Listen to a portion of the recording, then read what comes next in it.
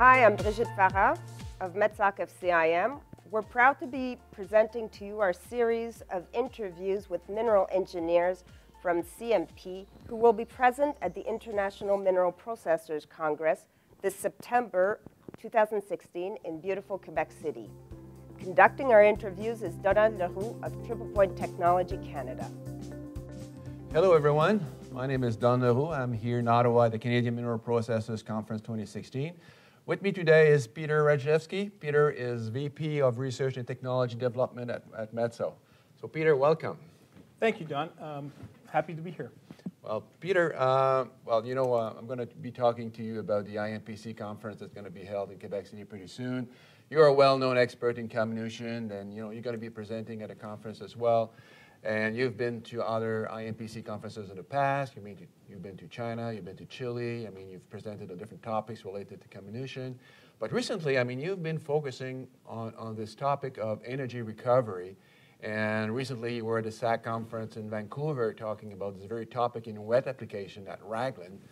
But for the IMPC 2016 in Quebec City, you want to take that concept to the level of dry grinding. So could you tell us a little bit more about the challenges that are different in one application than the other? Yes, gladly, Don. So just a little bit background. So the original work that we were doing was basically trying to address the question that energy, or comminution, is rather inefficient.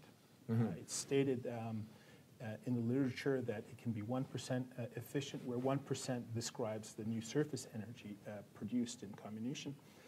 And maybe up to 3 or 4%. So the question that begs asking is, what do you do, or where does the other 95 to 99% of the energy go?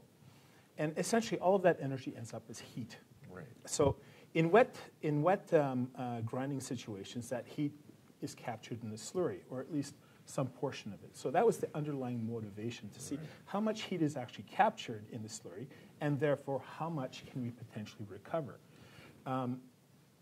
The potential of recovery is based on the fact that today there are new technologies coming onto the market that are solid state, that can basically convert a temperature difference directly to electricity, thermoelectric generators. Right. And I wanted to see, well, using this new technology, what is the potential to actually capture some energy? So that was the whole motivation. So up until now, up until the IMPC conference, and you mentioned the SAG conference, right, we were working with wet mills, wet grinding mills, typical what you would find in the mining industry. And we found that we developed a thermodynamic model around that. We looked at the losses, we looked at the energy transfers, the heat transfers, and we found that in the case of the Raglan mill, the amount of energy that is actually lost is in the 20 to 25%. So the remaining is found in the slurry. And knowing that, how much can you actually capture? And depending on the temperature difference, you can capture between 5 to potentially 12, 15%. I'd have to go back to the paper to get the exact numbers. But what's interesting with the Raglan case is that their underground temperature is their average is minus 15 Celsius. So you actually have the potential of having a very large temperature difference and therefore increase the potential energy capture.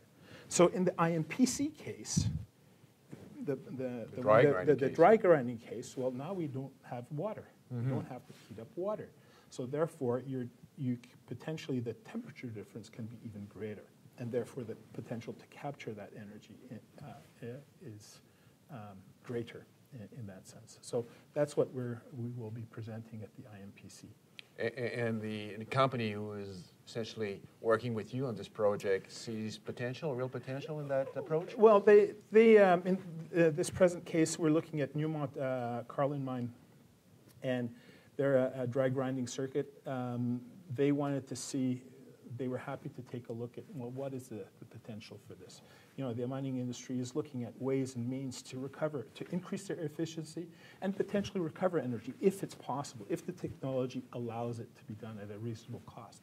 Right. So it fits in with what many companies are looking at, is trying to improve their efficiency, decrease their footprint and the like. So in this particular case, they were happy to collaborate and provide the data. Good. Obviously, I'm not going to ask you to tell me all the conclusions. I want to leave that for the audience. Well, yeah, suspension until the conference, exactly. Absolutely. So, Peter, thank you very much for your time. Really appreciate it. Pleasure. And viewers, keep watching us. I mean, if you look on the link that is provided with this video, you'll see Peter's handout and biography. So see you all there in Quebec City in September. Thanks.